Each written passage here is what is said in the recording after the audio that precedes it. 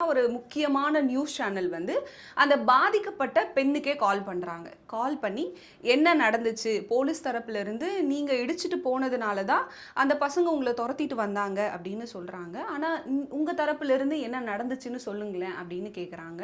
அந்த பொண்ணு வந்து ரொம்ப தெளிவா சொல்றாங்க. நாங்க சொல்ல வேண்டிய விஷயம் எல்லாம் போலீஸ் கிட்ட சொல்லிட்டோம். அவங்களே எல்லாத்தையும் எக்ஸ்பிளைன் பண்ணுவாங்க. அதனால நான் எதுவுமே சொல்ல விரும்பல அப்படின்னு சொல்லிட்டு. மறுபடியும் அந்த நிருபர் வந்து கேட்குறாங்க. இல்ல போலீஸ் தரப்புலேருந்து இந்த விஷயங்கள தான் சொல்லியிருக்காங்க. இது நிஜமாவே உண்மையா?